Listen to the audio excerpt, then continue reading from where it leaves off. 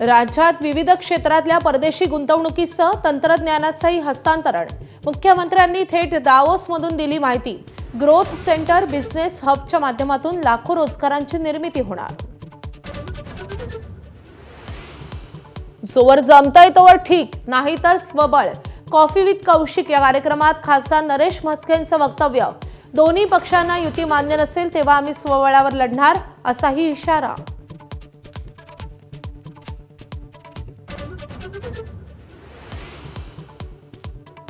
शिवसेना राष्ट्रवादीच्या पक्ष आणि चिन्हाबाबत आज सर्वोच्च न्यायालयात सुनावणी। सरन्यायाधीश सूर्यकांत यांच्या खंडपीठासमोर 2 दिवस अंतिम युक्तिवाद होणार।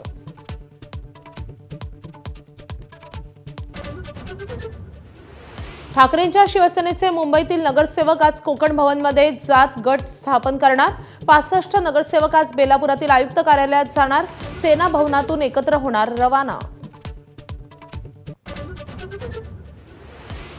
चंद्रपुरात वडेट्टीवार विरुद्ध धानोरकर वाद शिगेला।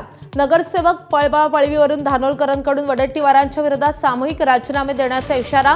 चंद्रपुरात एकच गट स्थापन होणार, हर्षवर्धन सपकाळांनी केलं स्पष्ट।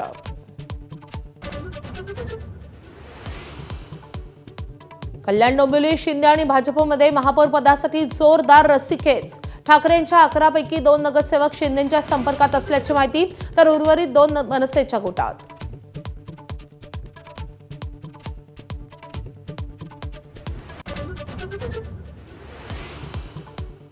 मुंबईत महायुतीमध्ये वादाची ठिणकी। भाजपमधील टोळीनं आपला पराभव केल्याचा समाधान सरवणकरांचा आरोप। WhatsApp chat viral.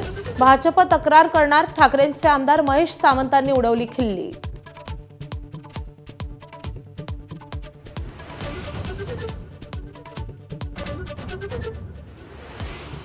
जिल्हा परिषद आणि पंचायत समिती निवडणुकांसाठी उमेदवारी अर्ज भरण्याचा आज शेवटचा दिवस। सर्व पक्षांकडून शक्ती प्रदर्शन करत उमेदवारी अर्ज भरले जाणार। 5 फेब्रुवारीला होणार मतदान।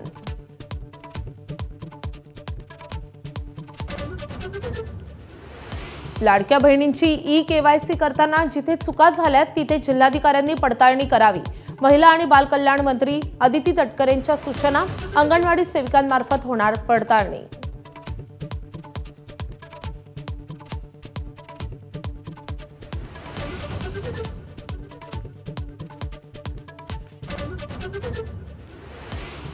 पालघरमध्ये वाढवण बंदराविरोधात अनेक मागण्यांसाठी मार्क्सवादी कम्युनिस्ट पक्ष आक्रमक। तोडगा न निघाल्यानं लाल वादळाचा जिल्हाधिकारी कार्यालयाला घेराव। भूमिपुत्रांसाठी लढाई लढण्याचा निर्धार।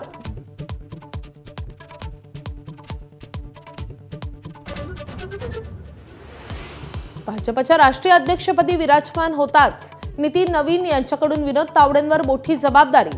बिहारच्या यशानंतर केरळ विधानसभेच्या प्रभारीपदी नियुक्ती।